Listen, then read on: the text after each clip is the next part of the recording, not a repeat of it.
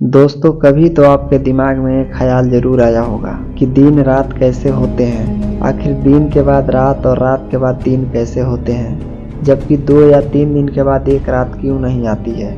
दिन रात छोटे बड़े क्यों होते हैं, ठंडी गर्मी बरसात की ऋतुएं कैसे आती है। ऐसे कई सवाल है जिसका जवाब आप कई सालों से ढूंढ रहे हैं। हम आज इन सारे सवालों का जवाब इस वीडियो रिपोर्ट में देंगे। दोस्तों, अगर आप अंतरिक्ष विज्ञान से जुड़े वीडियोज पाना चाहते हैं तो इस चैनल को सब्सक्राइब कर सकते हैं। दोस्तों, दिन रात कैसे होते हैं। दोस्तों, हमारी पृथ्वी एक ऐसा खगोलीय गोला है जिसका अपना खुद का प्रकाश नहीं है।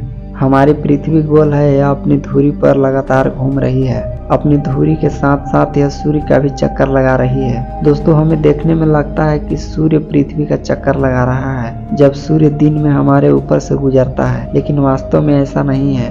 वास्तव में पृथ्वी अपनी धुरी पर घूमने के अलावा सूर्य का भी चक्कर लगा रही है, और जब पृथ्वी का आधा भाग जो सूर्य की तरफ रहता है, जिस समय यहाँ पर दिन होता है, और जो भाग पीछे वाला साइड में रहता है वह प्रकाशहीन होता है। सूर्य के प्रकाश न होने के कारण पीछे वाला भाग पर रात हो रही होती है। दिन के बाद रात और रात के बाद दिन क्यों होता है।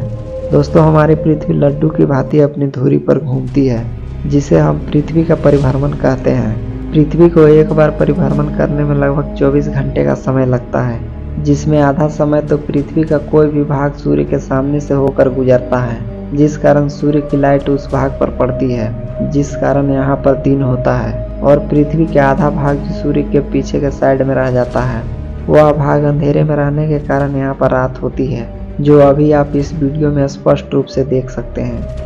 इस प्रकार इस परिभ्रमण में आधे समय के लिए रात और आधे समय के लिए दिन रहता है, तब फिर दूसरा चक्कर आरंभ हो जाता है, और इसी प्रकार दिन के बाद रात और रात के बाद दिन होता रहता है। 24 घंटे को एक दिन रात को साधारण बोलचाल में एक दिन कहते हैं। दोस्तों, अब बात करते हैं दिन रात छोटे बड़े क्यों होते हैं। यदि पृथ्वी का अक्ष पृथ्वी के कक्ष भ्रमण महारत पर सीधा होता है तो पृथ्वी का प्रत्येक स्थान पर दिन रात बराबर होते हैं, लेकिन ऐसा नहीं है। यहाँ पर पृथ्वी का अक्ष पृथ्वी के कक्ष के साथ 66/2 डिग्री का कोण बनाए रखता है, और यह पूरे साल में यह परिक्रमण में झुकाव इसी प्रकार रहता है। 21 जून को उत्तरी ध्रुव सूर्य की ओर सबसे अधिक झुका होता है, जिस कारण जून में उत्तरी गोलार्ध में दिन बड़े और रात छोटी होती है, वहीं दक्षिणी गोलार्ध में दिन बड़े और रात छोटी होती है। इस प्रकार ही 22 सितंबर को दक्षिणी ध्रुव सूर्य की ओर सबसे अधिक झुका होता है। मतलब उत्तरी गोलार्ध में दिन छोटे और रात बड़ी होती है, तथा दक्षिणी गोलार्ध में दिन बड़े और रात छोटी होती है। 21 मार्च और 23 सितंबर को उत्तरी और दक्षिणी ध्रुव का पृथ्वी का झुकाव सूर्य के प्रति एक समान होता है। इसका परिणाम यह निकलता है कि इस दिन दिन और रात बराबर होते हैं। दोस्तों, ध्रुवों पर 6 माह का दिन 6 माह की रात होती है। उत्तरी ध्रुव 21 मार्च से 23 सितंबर तक लगातार सूर्य के सामने रहता है, और दक्षिणी ध्रुव 23 सितंबर से 21 मार्च तक विषुवत वृत्त पर दिन रात वर्ष भर समान होते हैं, और मौसम भी वर्ष भर एक जैसा रहता है। अब बात करते हैं ऋतुएं कैसे आती है, मतलब मौसम कैसे आते हैं। ठंडी गर्मी वर्षा ये सारी ऋतुएं कैसे आती है। दोस्तों, पृथ्वी सूर्य का एक वर्ष में एक बार परिक्रमण करती है। इस परिक्रमण में अक्ष का झुकाव सदा अपने समांतर रहता है। 21 मार्च को सूर्य विषुवत वृत्त पर सीधा चमकता है।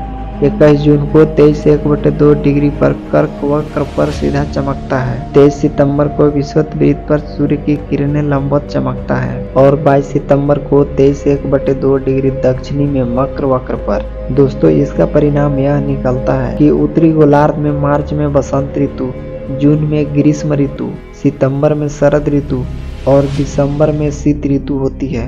दक्षिणी गोलार्ध में मौसम इसके विपरीत होती है, मतलब उल्टा होता है। ग्रीष्म ऋतु में दिन लंबे और रात छोटी होती है। शीत ऋतु में रात छोटी और दिन बड़े होते हैं। बसंत और शरद ऋतु में दिन रात बराबर होते हैं और मौसम सुहावना होता है। दोस्तों, दोपहर के समय सूर्य की किरणें लंबवत पड़ती है, लेकिन सुबह और शाम में ये किरणें तिरछी होती है। यह कारण है कि दोपहर में हमारी छाया छोटी होती है, परंतु सुबह और शाम में ये छाया बड़ी बनती है। दोस्तों, आपने एक बात और नोट किया होगा कि सूर्य उदय के समय गर्मी कम होती है। सूर्य जैसे जैसे ऊपर उठता है गर्मी बढ़ती जाती है। दोपहर के समय सूर्य सबसे ऊंचाई पर आ चुका होता है और फिर ढलने लगता है, परंतु गर्मी अभी भी घंटा 2 घंटा बढ़ती जाती है। कारण यह है कि सुबह से दोपहर तक धूप की बहुत सारी गर्मी पृथ्वी के वातावरण में एकत्रित हो चुकी होती है और दोपहर के बाद सूर्य अभी घंटा 2 घंटा लगभग सीधा ही चमकता है, जिस कारण गर्मी और तेज कर देती है। और जब सूर्य ढल जाता है तब वातावरण में गर्मी बहुत कम रह जाती है। इससे शाम के समय में ठंड हो जाती है। रात को भी आधी रात के बाद ज़्यादा ठंड हो जाती है। भोर में हमारे यहाँ मई जून में अधिक गर्मी न होकर जुलाई का माह अधिक गर्म होता है और ठंडी दिसंबर की अपेक्षा जनवरी में सबसे अधिक पड़ती है। तो दोस्तों, ये था प्रकृति का चक्र। अगर वीडियो अच्छा लगा है तो वीडियो को लाइक, शेयर और चैनल को सब्सक्राइब करना बिल्कुल न भूलें। कल फिर मिलते हैं एक नए एपिसोड के साथ। तब तक वीडियो को पूरा देखने के लिए बहुत बहुत धन्यवाद।